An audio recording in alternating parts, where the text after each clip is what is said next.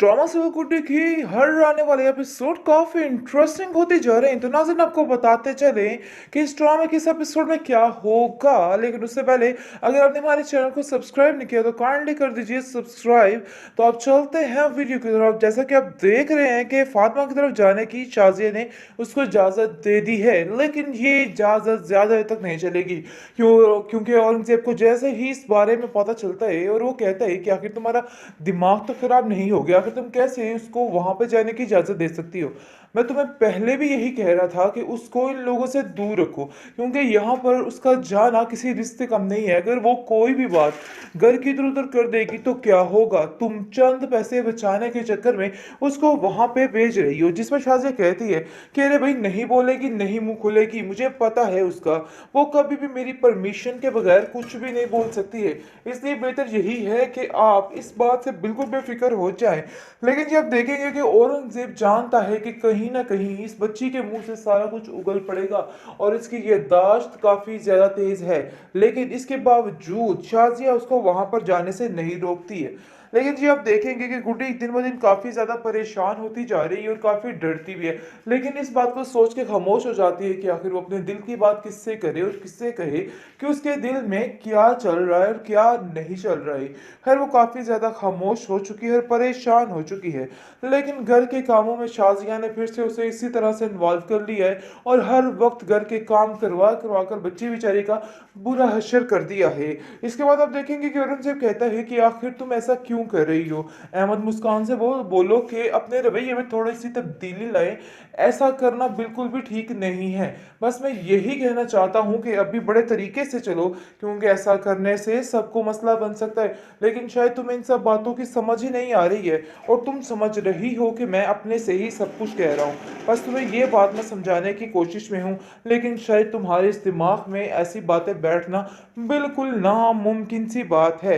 लेकिन जी आप देखेंगे कि उसको कहती है कि आप फिक्र मत करें, मुझे पता है कि मैंने किस तरीके से इस लड़की के साथ चलना है, क्योंकि वो जानती है कि ये बच्ची अल्लाह मियाँ की गाय है और कुछ भी नहीं बोलेगी, इसलिए जो मर्जी इसके साथ कर लिया जाए। कहती है मानो या ना मानो, ये सारा गुड्डी का किया धरा है। गुड्डी की स्वीटी जो है वो उसको इन सब चीज़ों के लिए उकसाती है और वो ही सारा कुछ कर रही है। ऐसा ना हो कि हमारी तबाही बर्बादी हो जाए। मुझे तो कुछ ऐसा ही सीन नज़र आ रहा है जिस पर आप देखेंगे औरंगजेब कहता है कि अरे एक दफ़ा सारी दौलत हाथ में आने दो, इस गुड्डी और स्वीटी का भी बंदोबस्त कर लेंगे। तुम्हें परेशान होने की ज़रूरत नहीं है, बस अपने बच्चों का ख्याल रखो। क्योंकि यकीन मानो, जिस दिन की गुड्डी अब इस घर में आई है मुझे भी इन सब चीज़ों की टेंशन हो गई है। मैंने भी ऐसा ऐसा कुछ देखा है कि मैं हैरान हो चुका हूँ कि आखिर कोई ऐसा भी हो सकता है। पता नहीं क्यों उसकी गहरी गहरी बातें मुझे परेशान कर देती हैं और ऐसा लगता है कि जैसे किसी वक्त मैं किसी बहुत बड़ी मुश्किल में फंसने वाला हूँ। शाजिया कहती है कि मेरी तबीयत भी काफ़ी ओझल ओझल रहने लग गई है।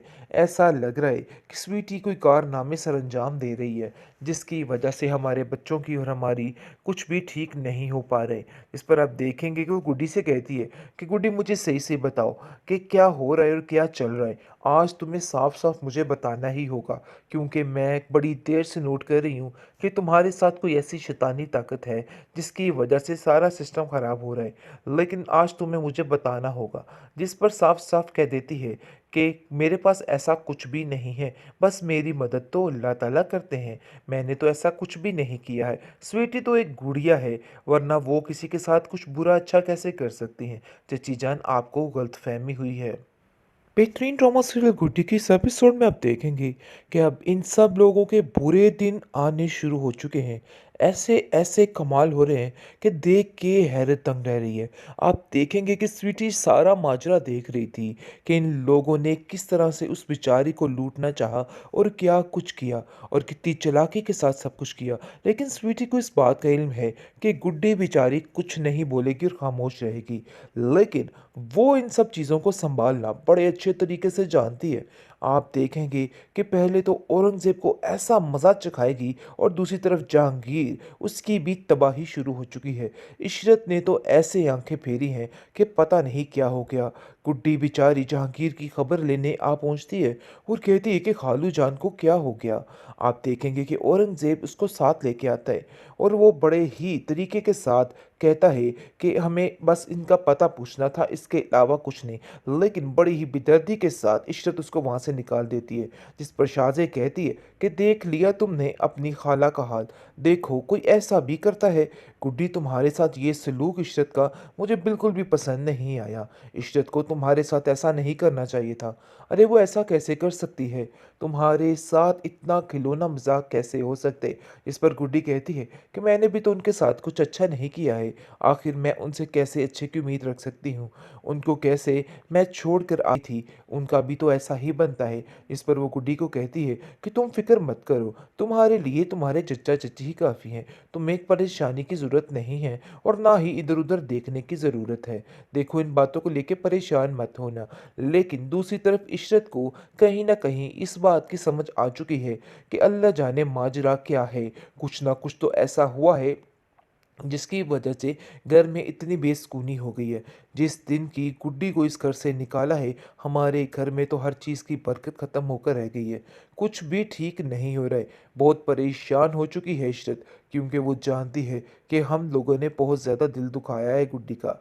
दूसरी तरफ औरंगज़ेब, उसके साथ आए दिन ऐसे भयानक काम हो रहे हैं कि वो खुद हैरान हो रहे हैं। कभी उसके बच्चों को तकलीफ़ दी जा रही है और कभी कुछ किया जा रहा है।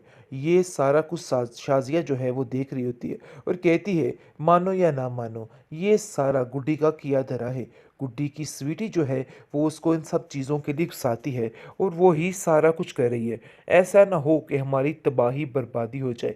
मुझे तो कुछ ऐसा ही सीन नज़र आ रहा है, जिस पर आप देखेंगे औरंगजेब कहता है कि अरे एक दफ़ा सारी दौलत हाथ में आने दो, इस गुड्डी और स्वीटी का भी बंदोबस्त कर लेंगे। तुम्हें परेशान होने की ज़रूरत नहीं है, बस अपने बच्चों का ख्याल रखो। क्योंकि यकीन मानो, जिस दिन की गुड्डी अब इस घर में आई है, मुझे भी इन सब चीज़ों की टेंशन हो गई है। मैंने भी ऐसा ऐसा कुछ देखा है कि मैं हैरान हो चुका हूँ कि आखिर कोई ऐसा भी हो सकता है।